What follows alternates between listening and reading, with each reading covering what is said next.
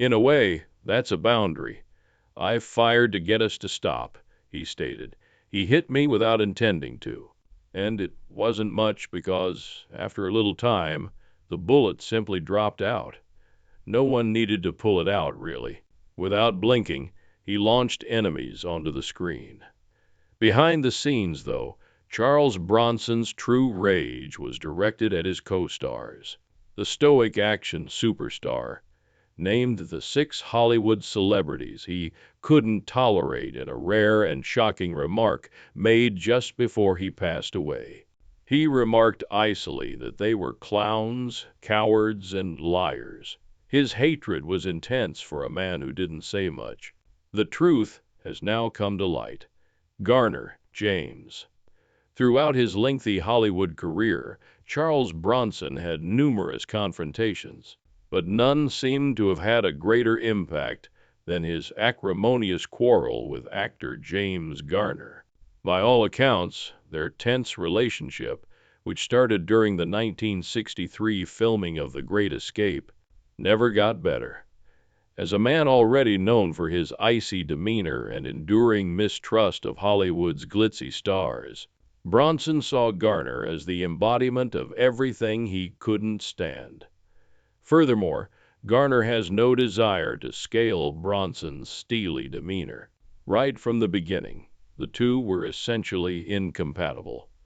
With his laid-back charm, calming grin, and experience in television humor, James Garner was accustomed to environments where teamwork was just as crucial as skill.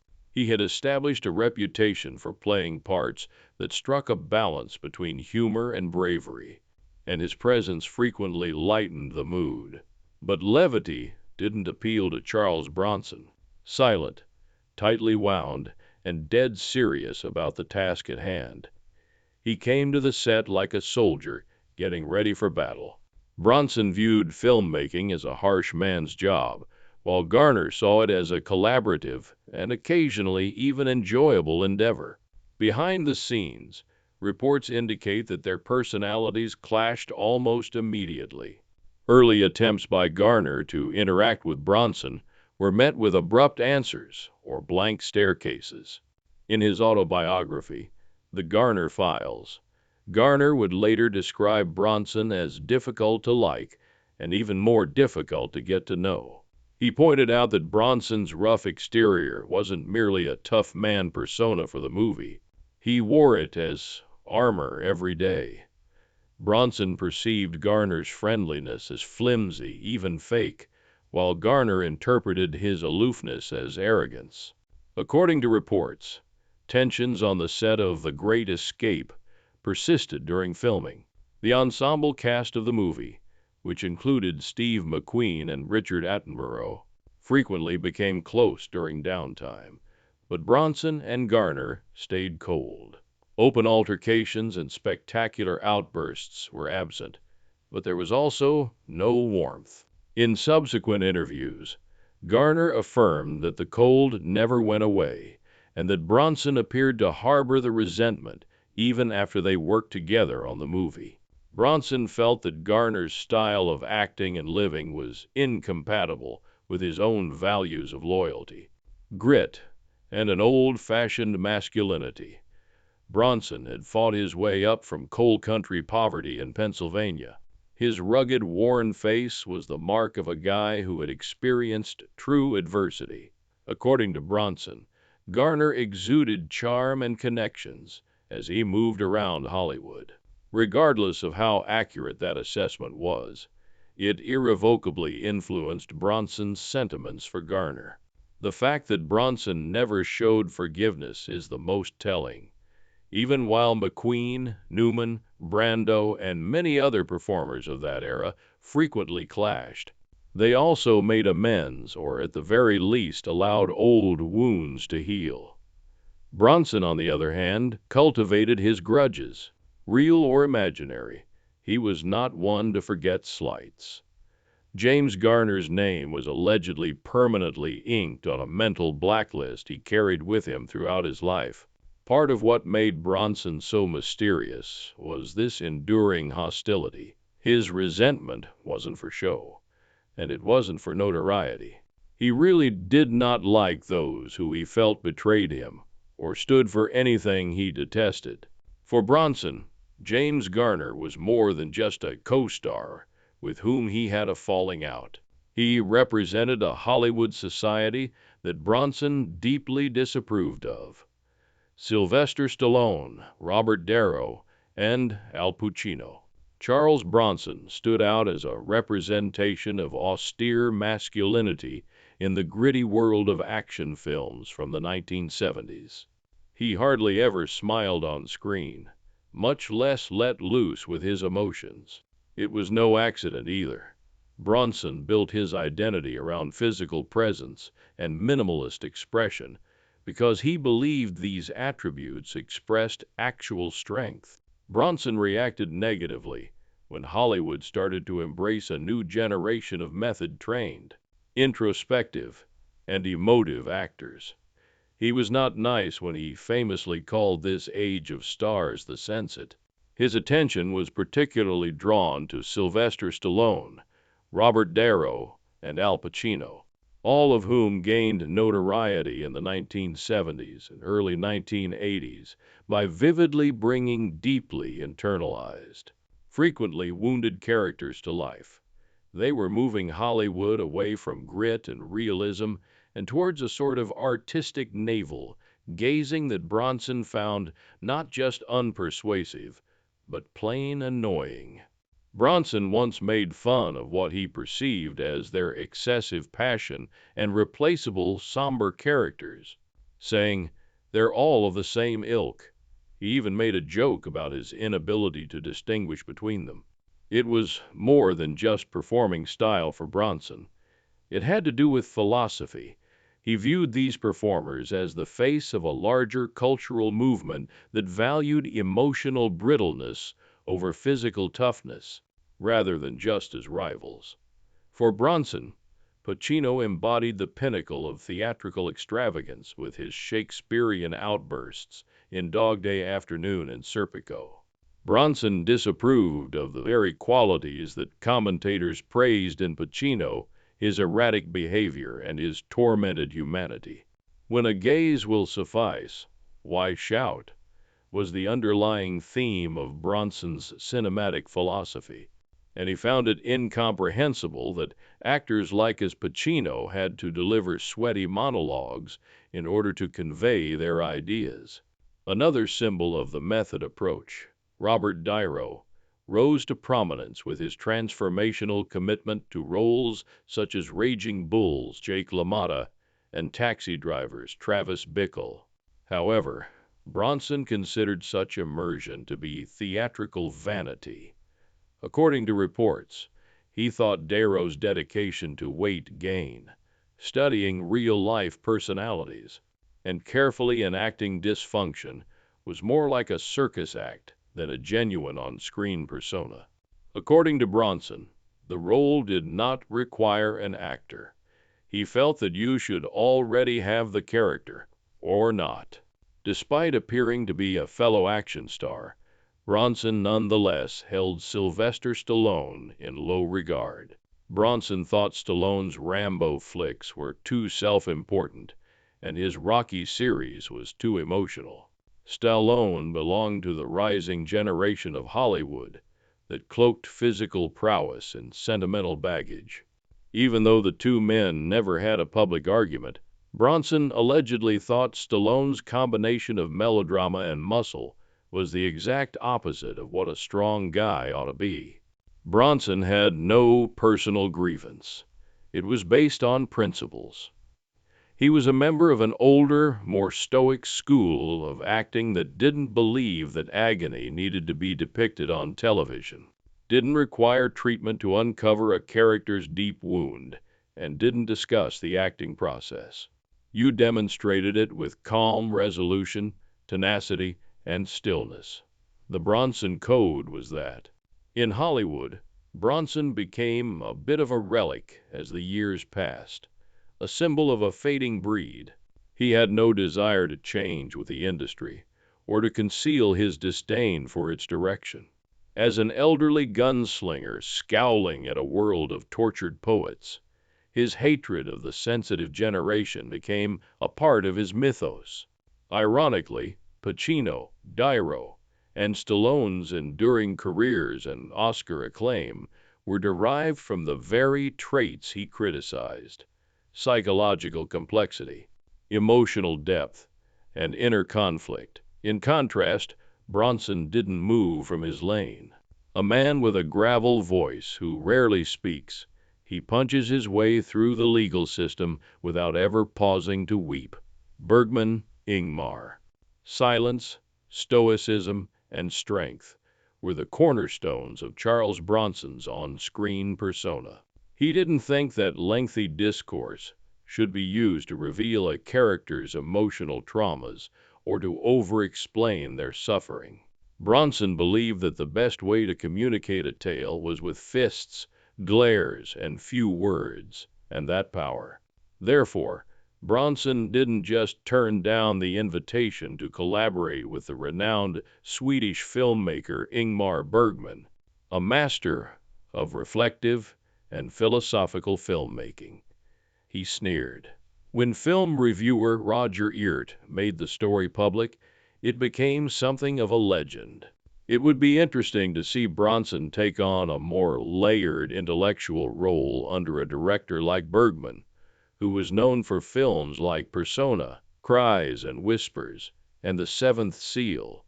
Ebert had once said, "These were intensely psychological films that frequently explored the most sinister facets of the human psyche, including existential dread, grief, lunacy, and despair."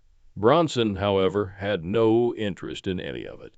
Why would anyone pay money to see that kind of sickness? Those films are all about weakness and sickness.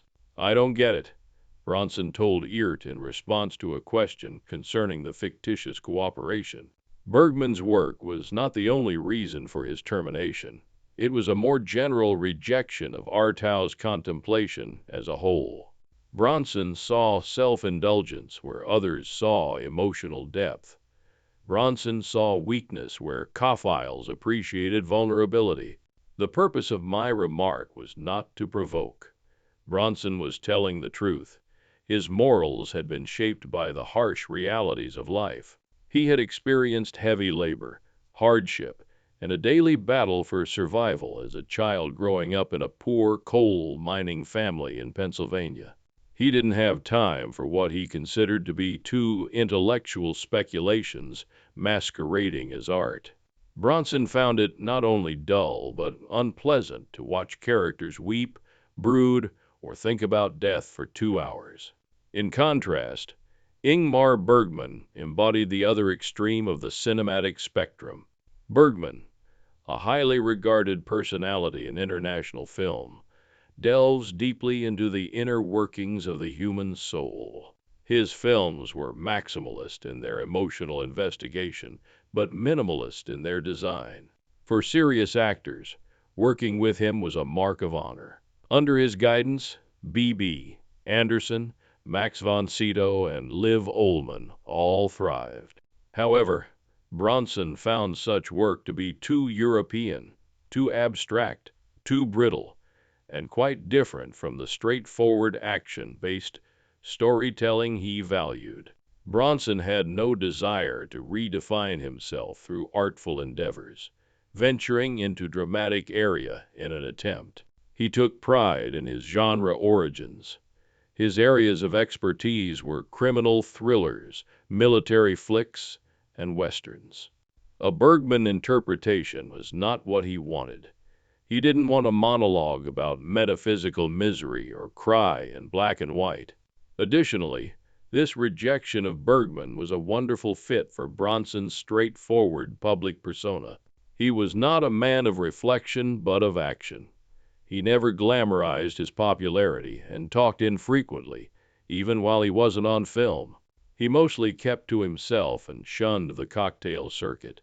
His contempt for Hollywood's more cerebral elements was not a facade. He told the truth, And that reality didn't include using a Bergman script to sit in a dark room and analyze the meaning of life. Presley, Elvis. Charles Bronson had a lot of rivalries and resentments throughout his career, but his cold conflict with Elvis Presley was one of the most unexpected and strange. Bronson's conflict with Presley was more social than professional, in contrast to his more well-known conflicts with directors and co-stars. Despite never sharing a screen, the two men's brief off-camera encounters were enough to incite a deep animosity against one another, with Presley in particular leaving feeling highly offended. Both individuals were well known at the time of the alleged encounter, which took place in the late 1960s or early 1970s. Elvis for his post-film career and extravagant public demeanor, and Bronson for his burgeoning fame and gritty action, pictures like Once Upon a Time in the West and The Dirty Dozen. Even with his staff treating him with respect, Presley was still very much the he was accustomed to respect, praise, and admiration, particularly from other performers. However, that was not Bronson's wiring.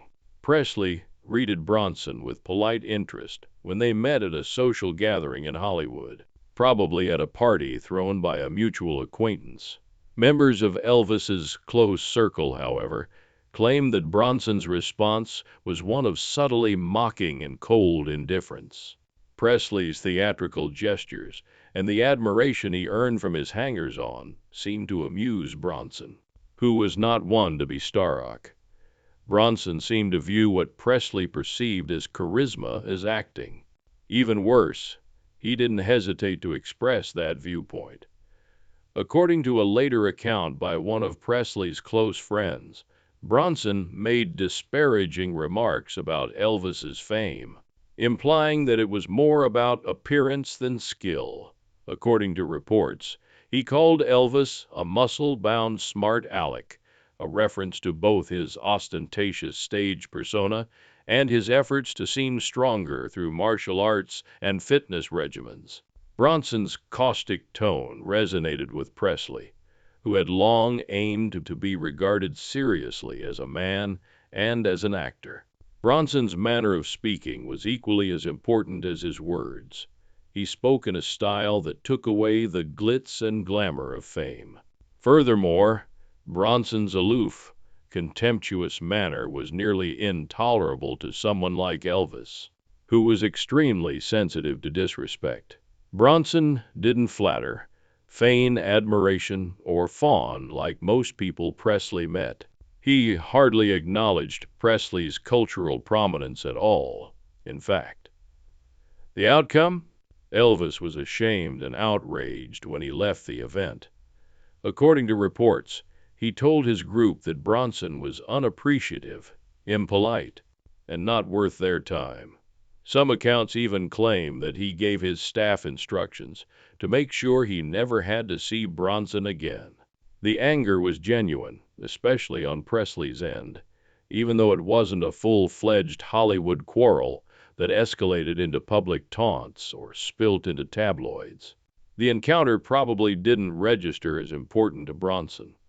He had a reputation for being distant and uninterested in the social scene in Hollywood. He didn't intentionally offend Presley, but he also didn't actively try to stroke his ego, which was equally, if not worse, in Elvis Presley's universe. Bronson was just unimpressed, and that kind of apathy might pierce a town founded on respect and flattery more deeply than outright animosity. Later on, the incident was forgotten as Bronson's filmography and Presley's untimely death took center stage. Although there is no proof that the animosity persisted after that one unpleasant encounter, it is nonetheless a pivotal point in Bronson's life, a fleeting encounter between his uncompromising nature and one of the world's most famous people. Bronson didn't flinch, as expected. Marvin Lee, Both Lee Marvin and Charles Bronson were seasoned veterans of Hollywood's tough guy period by the time Death Hunt began shooting in 1981. With two of the toughest, most direct faces in action films sharing the screen, their on-screen duo guaranteed pyrotechnics. Off-camera, however, the chemistry was far from seamless. Incompatible temperaments and essentially divergent views on professionalism swiftly turned what started out as creative tension into a sour personal conflict.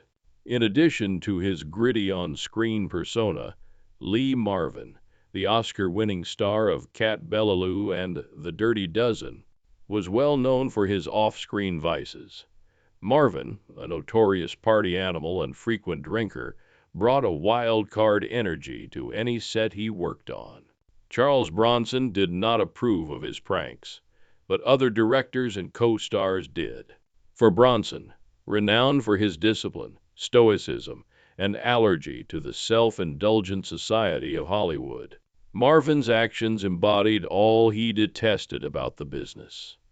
During the filming of Death Hunt, a grim survival thriller set in the Canadian bush, tensions surfaced almost immediately. Marvin's regular drinking caused expensive delays and erratic behavior. He occasionally arrived late to set. On other occasions, he would quarrel with crew members or just be too drunk to film. Marvin's turmoil was unbearable to Bronson, who was known for being punctual, knowing his lines, and staying to himself. Bronson became more aloof and bitter than other actors, who would have dismissed it or preserved the peace for the purpose of the show. According to those who worked on the movie, there was a noticeable coldness between the two actors, with Bronson avoiding Marvin in between takes and responding to him with merely curt responses when they had to talk. The fact that Bronson had previously appreciated Marvin's work, especially in previous parts that had focused on grit and intensity, only made matters worse. However, Bronson's admiration for Marvin vanished when he witnessed his perceived lack of professionalism and haughtiness. For Bronson, it was more than a matter of taste. It went against his firmly rooted work ethic. Bronson had fought his way into acting with a quiet tenacity and an unwavering focus on the business, after growing up in an impoverished coal mining town in Pennsylvania. He believed that acting was not a place for vices or egos. It was a craft that required self-control. Marvin's unpredictable behavior during the Death Hunt was more than just annoying. For Bronson, it was an affront to their profession itself. The rivalry got so bad that Charles Bronson didn't try to disguise his disgust when Lee Marvin passed away in 1987. Bronson did not attend Marvin's funeral, despite the fact that many of his old friends, fans, and collaborators did. He made no announcement. He did not express sympathy. He just wouldn't leave. This was no surprise to anyone who knew Bronson. He was a man who rarely, if ever, showed forgiveness. Bronson didn't act spitefully when he declined to go to Marvin's burial. He felt that the man had violated the code that Bronson lived by, and it was a definitive, silent verdict. It demonstrated Bronson's steadfast moral compass, which was a defining characteristic through. He believed that respect for one another and discipline were unavoidable, and Marvin had irrevocably broken that link with his unbridled actions on Death Hunt. Michael Y. In films from the 1970s and 1980s, few actor-director combinations were as instantly identifiable or notoriously controversial as Charles Bronson and Michael Winner's. Bronson's reputation as a tough, no-nonsense vigilante was cemented by their collaborations, especially the Death Wish series, which was extremely popular with viewers. However, their relationship was far from cordial behind the scenes. The relationship between Bronson and Y had totally soured by the time Death Wish 3 wrapped up production in 1985, and Bronson vowed never to collaborate with Winter again. Early on, the seeds of their tension were sown. The renowned, austere, fiercely secretive Bronson had a radically different spirit from British filmmaker Michael Duter, who was renowned for his brazen manner, flamboyant demeanor, and lack of nuance. Bronson was quiet and restrained, in contrast to Winter's boisterous and egocentric behavior. Bronson preferred to remain in the background and concentrate solely on his profession, whilst Winter loved to play the showman. Throughout their years of working together, there was a constant undercurrent of friction due to this personality clash. Their most famous collaboration was Death Wish 1974, which made Bronson a worldwide symbol of cinematic retaliation. Both men's careers were boosted by the movie's box office success, but it also signaled the start of a simmering animosity. Bronson started to believe that Winter was relying too much on the success of the first movie and was rehashing the same themes with less originality as the series progressed. By Death Wish 3, Bronson publicly questioned Wise' artistic legitimacy and supposedly called the show a circus. A guy of few words and fewer indulgences, Bronson found Winter's directing style to be both haughty and careless. According to reports, he detested Wise' propensity to micromanage sequences, shout instructions on set, and put spectacle before character. Bronson thought Wise lacked depth as a filmmaker and was solely interested in using violence for shock value. He prided himself on a controlled, minimalistic manner of acting. In private chats with colleagues and coworkers, Bronson started referring to Winter as the worst director he had ever worked with. It was more than just a stylistic comment. It was an indictment of Winter's personality and tactics.